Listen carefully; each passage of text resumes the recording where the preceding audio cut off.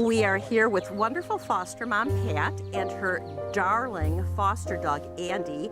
Andy is an approximately 8 to 9-year-old Cairn Yorkie mix. That's what we believe he is. He came from a rural high-kill shelter in Texas. He is now being fostered with Pat in the Chicago suburbs. And Pat, tell us all about Andy. He is adorable. He is. He's really a cute little guy.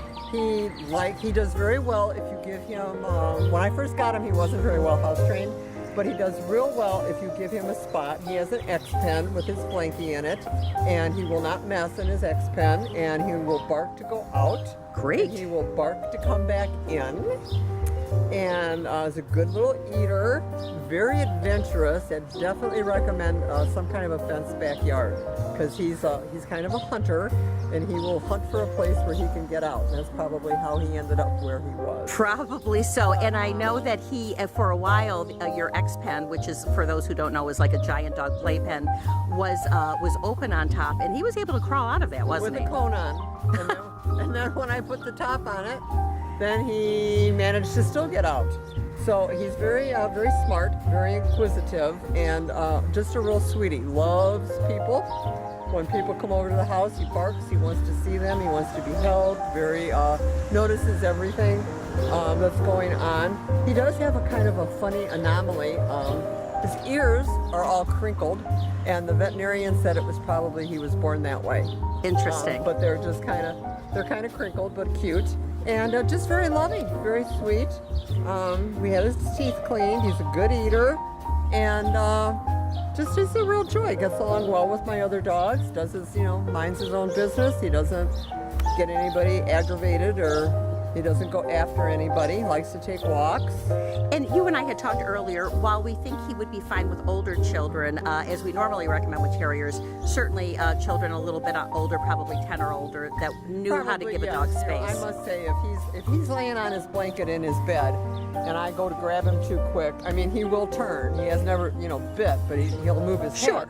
And so it's like I've either shocked him out of a deep sleep, or he just doesn't want to be bothered. But other than that, no, he's a good little guy. He's Terrific. Very sweet, Terrific. very loving, loves to sit on your lap and get petted.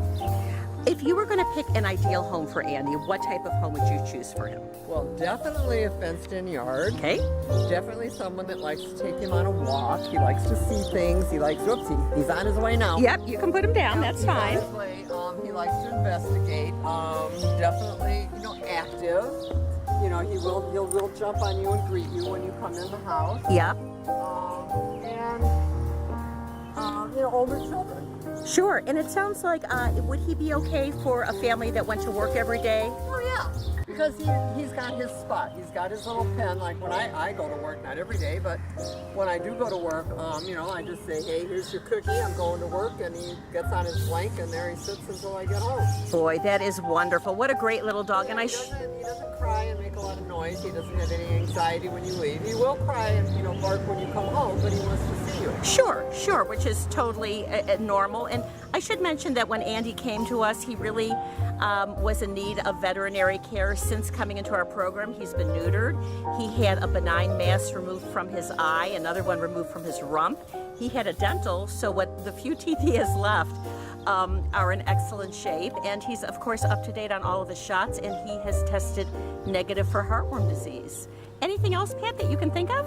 No, he's just very sweet. He's one of the sweeter ones that I've had, so I like him. He's a good little boy. And Pat's had a lot of them. Pat, thank you so much, and Andy, thank you for spending some time with us too.